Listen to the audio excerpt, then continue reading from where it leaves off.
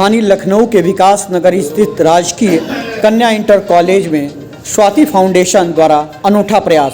नारी शक्ति वंदन कानून की सफलता के लिए छात्रों का शिक्षित होना बहुत ही जरूरी। स्वाति फाउंडेशन की अध्यक्ष और पूर्व मंत्री स्वाति सिंह ने राजकीय बालिका इंटर कॉलेज में विद्यार्थियों के साथ संवाद कार्यक्रम में जागरूक करते हुए कहा और यह भी कहा कि चुप्पी तोड़ो और खुलकर बोलो। हर समस्या का समाधान अपने माता पिता के साथ भी डिस्कस करो, अपने शिक्षकों के साथ, अपने भाई बहनों के साथ चर्चा करो।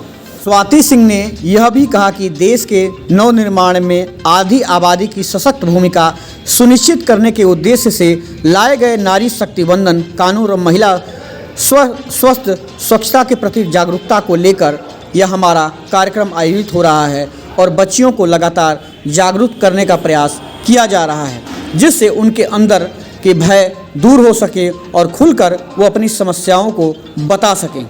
के दौरान छात्राओं को महामारी को लेकर जागरूक किया गया और उन्हें समझाया गया कि किसी भी तरह के शर्मिंदा होने की बात नहीं है। में आई हूँ और सर्वप्रथम मैं आपके प्रिंसिपल मैम का, श्रीमती अमिता जी का मैं धन्यवाद देना चाहती हूँ कि आपने मुझे यहाँ पर बुलाकर और अपनी बात को रखने का मौका दिया। आपने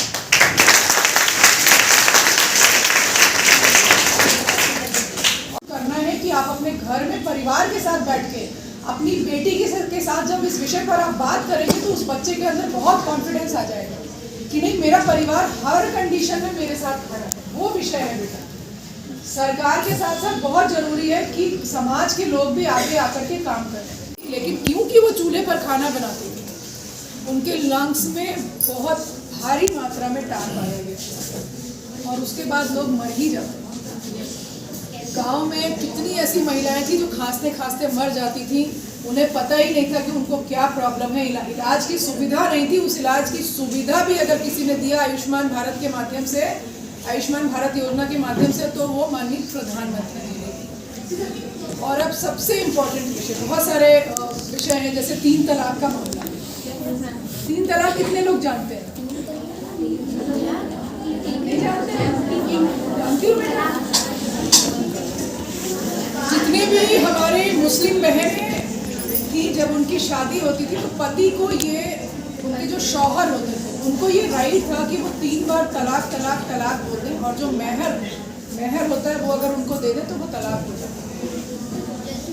मैं किसी धर्म विशेष का अधिकार ये नहीं मानती। मैं ये मानती हूँ कि ये कहीं ना कहीं नारी के आत्मसम्मान को ठेस पहुँचता है। हम कोई वस्तु नहीं है, हम कोई सामान नहीं है कि हमें कोई 3 बार कोई शब्द बोल दे और हमें छोड़ दे। हम शादी करके किसी के घर में जाते हैं, हम उस घर को संभालते हैं, उन जिम्मेदारियों का निर्वहन करते हैं, हम इस सृष्टि को चलाने का काम करते हैं, हम बच्चे को जन्म देते हैं ताकि आगे सृष्टि चलती रहे। ये अधिकार किसी भी व्यक्ति को नहीं है कि मात्र 3 शब्द बोल करके आप हमें छोड़ें। कहीं ना कहीं बेटियों के मान सम्मान को, महिलाओं के मान सम्मान को ठेस पहुंचता था। उसको अगर खत्म करने का काम किया है तो माननीय मोदी जी।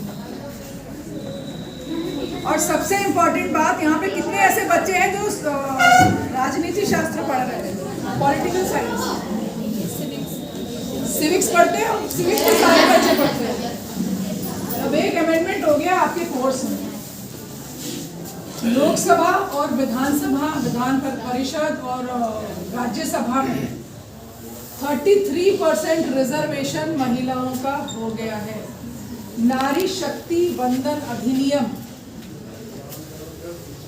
ये पास होकर के ये एक अधिनियम बन गया है। अब जब इलेक्शन होंगे उसके लिए जब परिसीमन निर्धारित हो जाएगा, जो भी सीट्स महिलाओं के लिए रिजर्व की जाएंगी,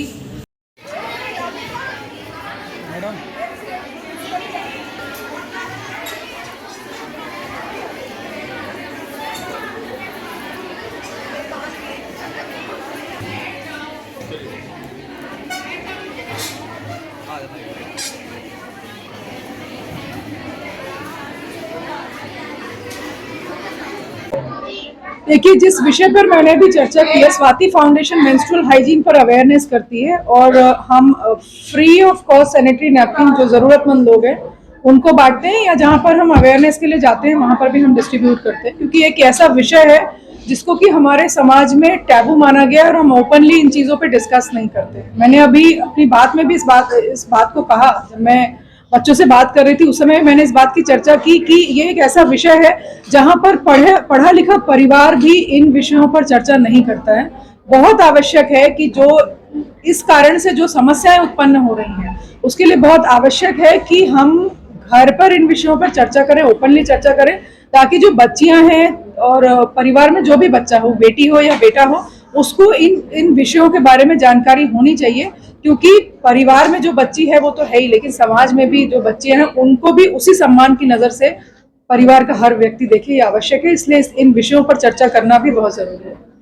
आज आपने जो है नारी शक्ति वंदन अधिनियम और महिला स्वास्थ्य के ऊपर विशेष चर्चा की। किन विषयों पर विशेष रूप से आपका फोकस है? देखिए, मैं स्वयं एक नारी हूँ, इससे बड़ी बात कुछ हो नहीं सकती है। मैं जितना भी माननीय प्रधानमंत्री जी को धन्यवाद दूं शायद वो कम होगा कि एक महिला को जिस तरह से उन्होंने, अगर बेटियों को जन्म से लेकर, बेटी बचाओ बेटी पढ़ाओ से लेकर समय समय पर वो इतनी योजनाएं बेटियों को लेकर आए, पहले उनको उन्होंने सशक्त करने का काम किया और उसके बाद नारी शक्ति वंदन अधिनियम को लेकर आए कि जब धीरे धीरे समाज में एक सशक्तिकरण का माहौल हो गया, महिलाएं और बेटियां सशक्त होने लगी, तब उन्होंने इस अधिनियम को लेकर आए कि अब वो समय आ गया है कि हमारे समाज में जब संसद में या विधानसभा में, विधान परिषद में या राज्यसभा में लगभग 33% महिलाएं वहां पर बैठें, ताकि जो भी पॉलिसी मेकिंग का काम हो वो उसमें उनकी क्या सोच है वो भी बात अच्छे से आ सके। सब भारत एक ग्रामीण परिवेश का देश है, जहाँ पर ज्यादातर आबादी ग्रामीण है। ये जो आप लोग कर रहे हैं इसका कहाँ तक असर ग्रामीण क्षेत्र में पहुँच पा रहा है? क्योंकि ये शहर है, यहाँ तो आप पहुँच जाती हैं, लेकिन ग्रामीणों के लिए क्या व्यवस्था है? देखिए, मैं जिस पार्टी से जुड़ी हूँ, भारतीय जनता पार्टी से, ये शहर और ग्रामीण में कभी हम लोगों ने भेद नहीं किया। हम शुरू से जो भी योजनाएं, चाहे सरकार की ही योजनाएं हैं, उसको हम धरातल पर उतारने का हमने काम किया। अधिनियम के आने के बाद और तमाम अवेयरनेस बच्चों के साथ करते हुए क्या बदलाव देखा अभी तक? जैसे अगर हम आज की का दृष्टांत उठाएं तो ऐसी स्थिति में जो बच्चों ने एक तरीके से जो है स्वास्थ्य स्वच्छता से संबंधित, सैनिटरी नैपकिन से संबंधित जो खुलकर बोला है, एक तरीके से जो समाज में एक तरीके से हम कह सकते हैं ना कि बच्चों में हम लोग ये सिखाते हैं कि चुप्पी तोड़ो, खुलकर बोलो। ये जो चीज़ है आज मैं देख रही हूँ मेरे सामने घटित हो रही है और बच्चों ने इसमें पूरे तरीके से पार्टिसिपेट किया है अपने विचारों को।